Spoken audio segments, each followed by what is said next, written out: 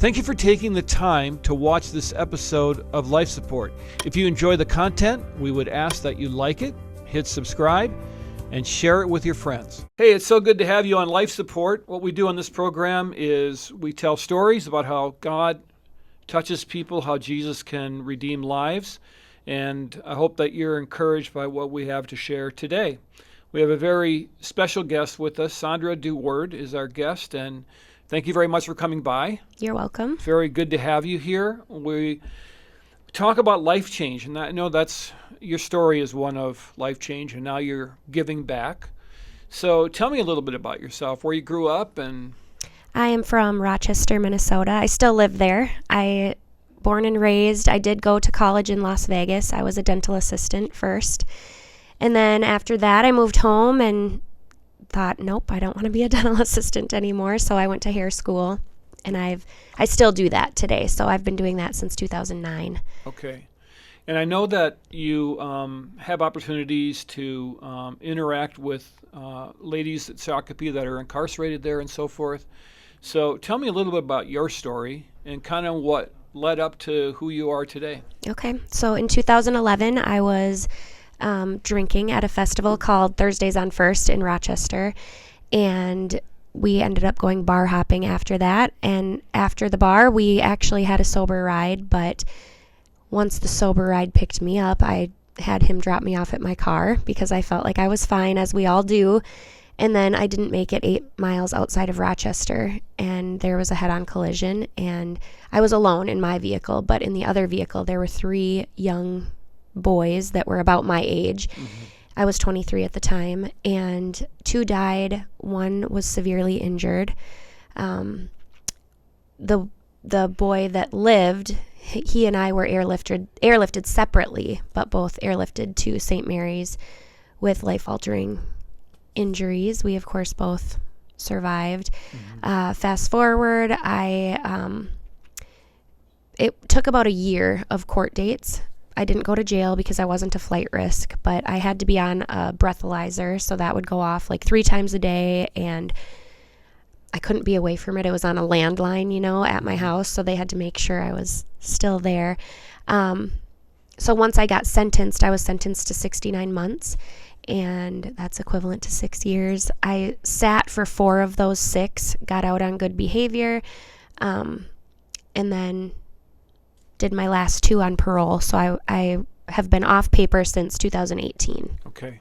So this was obviously a life-altering moment for you. Yeah, very much. Tell me what it was like to process all of that. At first, since I had severe bleeding in my brain, and so I honestly was very mean when I got out of my coma. I didn't realize that was a normal response, but the doctors and neurosurgeons and everybody reassured my parents that this is a very normal response to somebody that has bleeding in their brain and any traumatic brain injury. So I went down to a 4th grade education after this accident. So initially, my reactions were very bizarre and immature. I wasn't comprehending what was actually happening. Mm-hmm. And I then ended up having to go live in a nursing home as well because my brain wasn't sending signals to my body. I didn't walk for 4 years because I just couldn't figure it out. Mm-hmm. It was a very long process. So honestly, I don't think I actually grasped the fact that I had killed 2 people until I had already been in prison for maybe 2 years. Mm-hmm. Because finally I was able to heal a little bit and figure out all of that first and realize that I was still alive and here. Right. And then I could kind of grieve the other part of it. And still to this day, I don't have any memory of any of it. And they say that's not because of the alcohol, that's because of the bleeding in the brain and the way that the impact happened. So, there have been many times where I've wanted to maybe get hypnotized or something because I'm just, it's like this huge, you wake up in a horrific state, you're in so much pain, and then somebody tells you you've killed people. Yeah. And also you're going to prison, and you're like, wait, what? I mean, you have no clue what's going on. Plus, that's not the way I was raised. Not one person in my family has been to jail. They have good jobs. I was raised in a healthy home. I mean, the worst thing that happened was my parents are divorced. So, I mean, that's pretty minor compared to. You don't have like generations of No. inmates and all that No, stuff. we don't have alcoholism or drug addiction, and not that means we are without fault, but it's just, Sure. I'm not, now that I've been to Shakopee, I can see that a lot of those women have not had a chance. I mean, they were born into it and they don't know any different. I mean, my dad had to take the heat right away and get an attorney, and he said that he even was really confused on, well, what attorney do I get? I mean, it's technically, it's not murder, but it is severe like that. It's not like you just got a DWI and we're trying to get you out of something. There's no getting out of it, but there needs to be protection, so I know that was really very challenging for my family to have to navigate. And they wanted to do the right thing, but what is the right thing? We have... Yeah, it's not something that happens every day. So no. You're all of a sudden in a traumatic situation. And I was an adult, and then also my dad ended up getting sued because I was 23, but I was driving the car that he purchased for me when I was 16. And since he didn't... I mean, it was paid for, and he never took his name off of it. My name was on it as well, but... So I didn't have any money, so they went after him, and they took his entire... policy. They got $900,000 from him. So, and I do have to say, I've felt guilty about that my whole, ever since, but not once has my dad ever like thrown that in my face or anything. Anytime I would apologize, he would say, Sondra, I am so grateful that you're alive and you're here. And now that I'm a mom, I get it. But until then, it was very hard for me to understand. Yeah. Well, sometimes you just have to receive those things, right? And but guilt and shame is a big deal, and it's probably one of the things that we struggle with the most, and especially when something like that happens. What about your spiritual life? What was that like before and after? Yeah, I was, I'm going to say I was not raised in a church. We did go on holidays, but mainly with grandparents. My dad did go to Catholic school, but never... that never led into his, I don't know, as a dad, he didn't make us do that, Right. I was baptized Catholic. I did go to, I don't even know what it's, CCD, I think it's called. I don't know. It's like Sunday school, I think. Right, yeah. But it was on Wednesdays. Yeah. I just remember snack time. I don't know. I don't truly remember anything about the Bible or anything. So I think I quit going to that in 4th grade. I did go through First Communion, so that was a thing. I don't know. Yeah. So honestly, I was a little bit afraid of a Bible because it's intimidating. It's a huge book. All these different stories. Where do you start? Do you start at the beginning? But you would see people just like page through it and just pick something, So I needed an explanation. So honestly, when I got to prison, I thought, well, I have 4 years to figure out something to do. So I just started going down the list, and the first program that I did was an IFI program, and it's not called that today. I don't honestly know what it's called, but that stands for something Freedom Initiative. Yeah. So whatever. And it was wonderful. It was like at first I would kind of laugh at some of the stories, and we got rid of our TV. You weren't allowed to have that in prison when you joined this program. You kind of had to give 8 hours a day to this program, and they would do all this book work of, you would take either your crime, or we had to do this life graph, starting of the day you were born and every little detail until your current age. And it was weird. You could see exactly where things had gone wrong in my life, even though my life wasn't that bad, but I could see like, oh, okay, that makes sense. And then they would relate that back to the Bible and how Jesus would have kind of walked you through that. Oh, I see. Yeah. It was just really, interesting because it was specific to me and specific to each of the other girls that were in there. And then we also got to have community time and, share our stories with each other. And then that also provided weekly counseling, one-on-one weekly counseling. And still to this day, I have such a good relationship with those counselors. They were women that I think one of them had their PhD in psychology or something like that, but they no longer work in Shakopee, so we're able to be Facebook friends, and I've met up with them, and it's been really cool because they're really the only ones that know me from that specific from that time. In your life, yeah. What about some of the ladies that you met there? I mean, there's this kind of view that the world has of people that are incarcerated, the Shawshank Redemption type things. What kind of women were there that you interacted with? Well, a lot of people ask, weren't you scared? And I think that I'm going to thank my brain at that time because I wasn't scared. I think I was just so clouded from this brain injury, but I probably would have been otherwise. But I was just like, well, okay, here we go. Yeah. But I just noticed that most of the women in there were loud, and the louder they were, the more negative they were, the tougher they were. Really, I noticed meant they were very sad and very troubled, and came from a lot of dysfunction, and they were not hardened criminals at all. They were like sad little baby infants that needed their mom to hold them and tell them it was going to be okay, a huge Native American population in there, a lot of reservation stuff. I learned so much about like the money that is on reservations and the amount of money that these people would get on their books and how they would spend it. And it's crazy. You could just see how, I don't have that kind of money. If I was handed that, I don't know what I would do with that too, especially at such a young age. I just learned that sure, these women had these crimes and made these horrible mistakes, but my very first roommate was a woman who killed her husband in his sleep with a gun. And I loved her. Like, she was my very favorite roommate ever.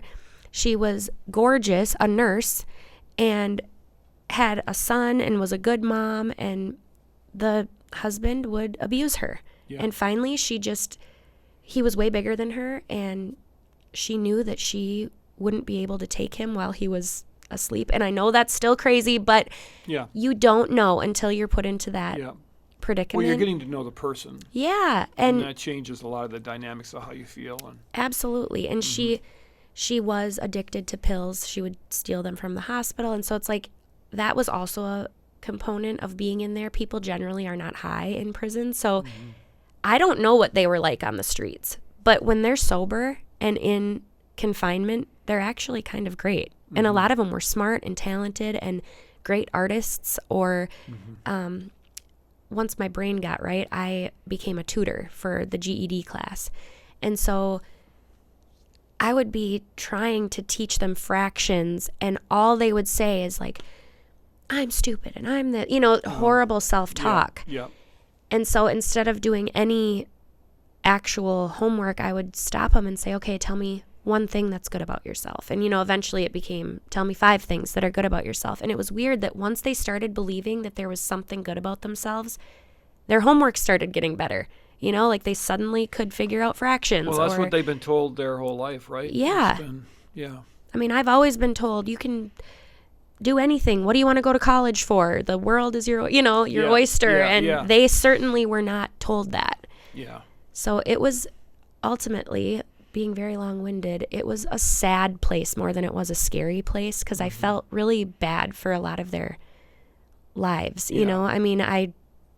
I knew that they were getting out into the exact same environment, and you would see this recidivism, and these guards would say, oh, so-and-so's back. And it's like, yeah, well, what are you doing to help that? Right.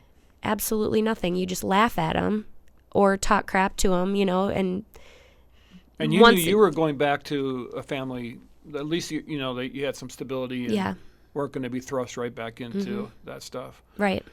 So you were taking the time, you're starting to you're involved with this program, right? And what was God doing in you during this time? Well, I noticed even in counseling, I felt like I was fighting inside, like it was almost like your old life and your new life, because I didn't know God. And when I say old life, it's not like my old life was bad, but it just was that whole sin type of a thing, like you just don't want to do bad things anymore. But yet it's like, I don't even know how to describe it. It felt like there was like an internal battle going on. And I had a ton of wake-up calls. Like, my counselors were really good at calling me out. I think I was raised a little bit, I don't want to say a silver spoon in my mouth, but to be honest, a little bit. You know, like if you're handed everything, you're really not that grateful. And then you go into an environment like prison and your world is very much rocked. And so they really helped me humble myself. And I think that was part of, I mean, even God, you know, if you think of how Jesus walked, he wasn't better than anybody else. So I don't even know how to describe it, but it just, you know, if I would go into counseling and say something bad about somebody, or I can't believe I'm roommates with this person or whatever, you know, my counselor would definitely round it back to how Jesus would look at that and be like, why do you think that you are any better than anybody else? It was the best. It was the best thing for me. I loved prison so much, and I know that is psychotic. My parents think I am crazy, but I figured out who I was, and I got to do it behind closed doors. It was messy, it was ugly, it was, you know, I cried and laughed, and I mean, I did everything, but no one got to see me, and then I was able to get out. And you had the right people there to help you. I did. Yeah. And that's not the way. I actively sought out programs. I think that the prison is, I mean, you very well could just go in there, do your time, and leave. Yeah. And there aren't enough programs in there. I did every single program in 4 years, so I can't imagine being there 16 years. I mean, I would be bored out of my mind. There'd be nothing to do, so you probably would start to get into trouble or get a girlfriend. I mean, I don't know. Half of these people are not gay. They just are bored, I think. I don't know. Or there is... So in Shakopee, it's a no-touch facility, and so you can't even pass somebody a piece of paper. Otherwise, they would charge you with, like, you'd go to SEG for smuggling or anything. If I just, like, handed you a book that was on my table, it would be, you just, like, cannot share anything, and I'm sure there's a reason behind that. But also, women need physical touch, and it doesn't have to be sexual. It's just a normal thing to be like, hey, how you doing, and pat someone on the back or whatever, and... So then you get out, and even me being in there 4 years, it was traumatizing when everyone's coming at you, hugging you, so excited that you're out, and you're having a panic attack because people are touching you. Yeah. I mean, it was just the strangest. Well, listen, I don't have to go to prison to have panic attacks for that. I'm not a big hugger. Like, you know, people well, you would like it on then. Sunday morning, it's like, no, I love you, but like, no, back off from over there. Yeah, right. Yeah, stay over there. And you also kind of knew you had an end date, so you could sort of, like, I guess, budget your thought processes and stuff and know that I can accomplish this now, and then at some point I don't have to be here. Yeah. Right? And that must have been assuring as well. It was, and I did, like, check off every single day on the calendar, and some of my roommates would be like, why are you doing that to yourself? I'm like, I don't know. I feel like it's satisfying to be like, another day gone, you know? It's not going to be forever. Right. And I did have some traumatizing things in the beginning, that I would say I would just have to, like, let go and let God. And traumatizing, maybe not traumatizing, but the judge did grant me the year that I was out as time served. But once I got to prison, they took that away from me. Oh. So it was things like that. I learned that once you are in the hands of the DOC, you are not a real person anymore. You are whatever they want to do to you, they can do. And there were a lot of guards that would do very inappropriate things to inmates, and it would just get washed away. And you kind of lost your rights, completely lose your rights, right? Yes. Yeah, and the guards would come in and be like, they would know what your crime was, obviously, which is whatever, and they would snicker and say, I don't know how many times they'd be like, oh, I'm still drunk from the night before, but I didn't kill anybody, and you know, things like that. Right. And you can't talk back, you can't say anything when really you want to be like, you know, you could. Yeah.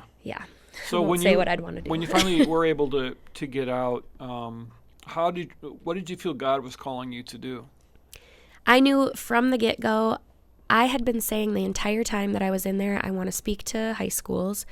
I want to write a book. I want to honestly speak to whoever will hear me speak about it, Yeah. because I think not because I'm such a hardened criminal, but because alcohol is very normalized, and I've never had a DWI. I've never been in trouble with the law, so that's what most people think. I mean, I remember, this is not on task of what you asked, but I remember in high school when we had that speaker come to the, like before prom, so don't drink and drive before prom, whatever, sure. that whole thing. But the person that spoke was the mom of a boy that actually died in my class from drinking and driving, but the entire family, they're all drug addicts. And so I remember all of us thinking, well, of course it happened to that family, because and I don't think that way anymore, obviously, but so then that made me want to talk to high schools and other people to be like, you don't have to be some screw up. You just made a mistake, and you still can have the exact same outcome that anybody else had. Yeah, it just takes that lapse in judgment, and everything can change really fast. Yes. I often have that talk with my high school boys about texting. I said, like, it just takes a second. Yeah. So don't do it. No, don't do it. Even if you have NyQuil, don't do it. Don't drive. I mean, there's it doesn't have to be alcohol or drugs. It's just, if you've taken anything, done anything, just don't get behind the wheel, because anything can happen.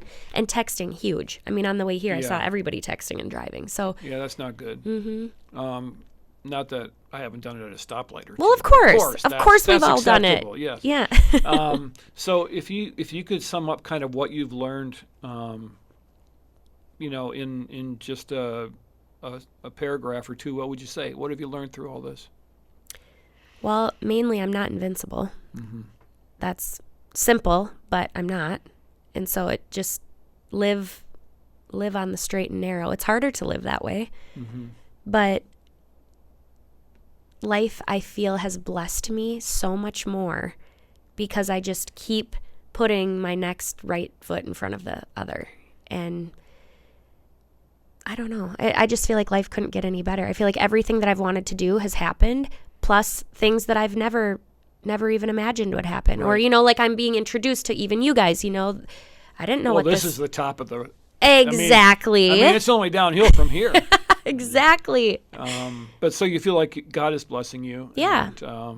And taking what happened and still blessing you, and even because of that. Well, that's good. And I hope that people that are listening right now, I hope that you feel that if you're listening to Sondra and you feel like you've made a mistake, or you feel like something in your life happened that you can't recover from, or that God has turned away from you, I hope you've taken from today that God doesn't turn his face away from you. God loves you. Sondra had to pay her time. She had to face the consequences, but God still loved her just as much every single day. And so I want you to be encouraged by that too. And if you're all by yourself and you're listening to this and you think, I don't really have anybody to support me, then reach out and find someone. Call a church, call a friend. Just find someone that can walk that through with you. And I'm so glad that you're listening today. I want to thank our fine sponsors. MyFaithRadio.com has been great for us. So has FiveStoneMedia.com. You can see a video version of this there.